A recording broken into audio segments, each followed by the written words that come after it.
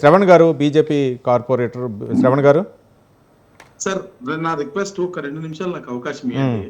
మాట్లాడుతున్నా నాకు ఇబ్బంది లేదు కానీ ఎందుకంటే వాళ్ళు కొన్ని పాయింట్స్ రేస్ చేశారు కాబట్టి పాయింట్స్ రేజ్ చేశారు. నిన్న ముఖ్యంగా రేవంత్ రెడ్డి వ్యాఖ్యానించినట్టు పాయింట్ రేజ్ అవుతూనే ఉంటాయి కానీ రేవంత్ రెడ్డి వ్యాఖ్యానించినటువంటి ఆ పాయింట్ల మీదే మాట్లాడండి మీరు.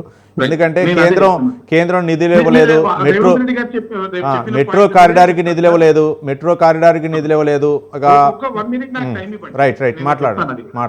నేను ఏమంటున్నా అంటే సార్ ఇందాక ఒక క్వశ్చన్ అడిగారు అన్న, ఏమన్నారు బండి సంజయ్ గారి పోర్ట్ఫోలియో ఏందో. బండి సంజయ్ గారి పోర్ట్ఫోలియో నాకు చాలా బాగా తెలుసు. నేను అడుగుతున్నాను, ఈ దేశంలో భోపాల్ గ్యాస్ ఉదంతం జరిగినప్పుడు పారిపోయినటువంటి ఆండర్సన్ ఎన్ని రోజులు బట్టి అసలు కాంగ్రెస్ పార్టీ పట్టించుకుందా, తెప్పించుకుందా, లేకపోతే మన శిక్ష విధించిందా? మీరు అర్థం చేసుకోవాల్సింది ఏంటంటే అసలు మన దేశ చట్టాలకి లోబడి మనం ప్రవర్తించాల్సిన అవసరం ఉంటుంది. ఒక నిమిషం సార్, ఇదే గోబల్స్ ప్రచారం రేవంత్ రెడ్డి గారు పదే చేసిన కవిత గారిని ఎందుకు అరెస్ట్ చేస్తలేరు, వాళ్ళని ఎందుకు అరెస్ట్ చేస్తలేరు, మరి చేసిన రోజు ఏమి ఎటుపోయారు రేవంత్ రెడ్డి గారు? నేను అదే ఇందాక కూడా చెప్పాను, మేము రాజకీయ లబ్ధి కోసం చేయట్లేదు. Investigative agencies it's due course వాళ్ళకు ఉన్నటువంటి ఇందాక చెప్పారు కదా మెరిట్స్ బట్టి వాళ్ళు చేస్తారు. ఖచ్చితంగా ఎప్పుడు తీసుకురావాలో అక్కడ తీసుకొస్తారు. కాబట్టి దాని గురించి మీరు ఏం తొందరపడకండి. ఖచ్చితంగా ఎప్పుడు చట్టం తీసుకుంటారు. ఒక నిమిషం అన్న, రమేష్ గారు ఒక్క నిమిషం. రెండు మీరు ఇందాక అన్నారు మీరు 152 కేసులు జయరాం గారి మీద అన్నారు కదా. నేను అడుగుతున్నాను అదే ఇట్లనే టిఆర్ఎస్ పార్టీలో మా మీద కేసులు మాత్రమే పెట్టిరు, కానీ రేవంత్ రెడ్డి పార్టీ కాంగ్రెస్ పార్టీ వచ్చిన తర్వాత మమ్మల్ని జైలుకు పంపించారు.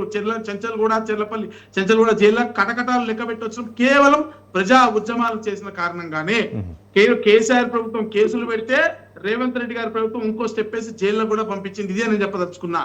3 తిరుపతి రెడ్డి గారు జయరామ్ రైట్ గా అన్నారు అంటే వాళ్ళకి కావాల్సిన వాళ్ళకేమో నోటీసులు ఇచ్చి కోర్టుకు పోయేటువంటి ఫెసిలిటీ ఇస్తా ఉంది ఈ ప్రభుత్వము.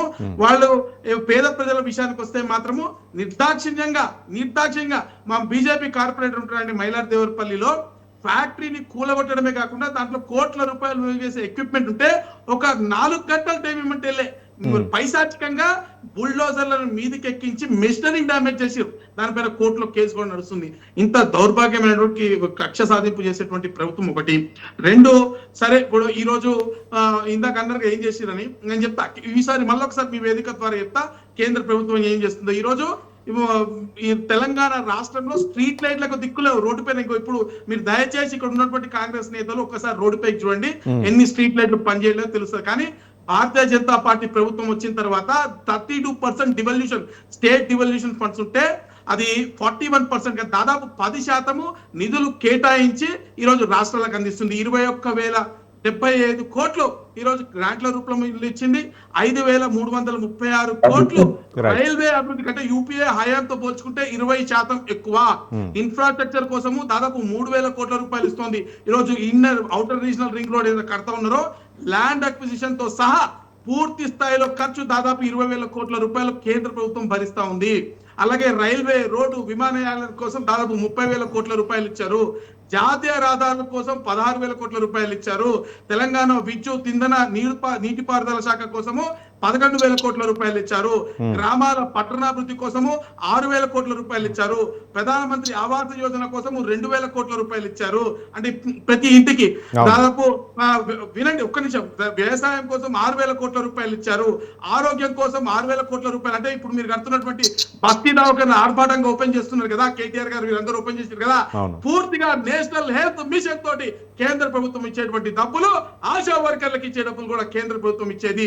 ఈ రోజు విద్యా క్రీడల కోసము 5,000 కోట్ల రూపాయలు ఇచ్చారు. ఎంఎస్ఎంఈ పథకాల కోసము 2,000 కోట్ల రూపాయలు ఇచ్చారు. అట్లాగే స్కిల్ డెవలప్మెంట్ ప్రోగ్రామ్స్ కోసం 1000 కోట్లు ఇచ్చారు. మహిళల కోసం 4,000 కోట్ల రూపాయలు ఇచ్చారు. విపత్తు నివారణ కోసము 4,000 కోట్ల రూపాయలు ఇచ్చారు. ఇంకా పెద్ద లిస్టులు చెప్పమంటే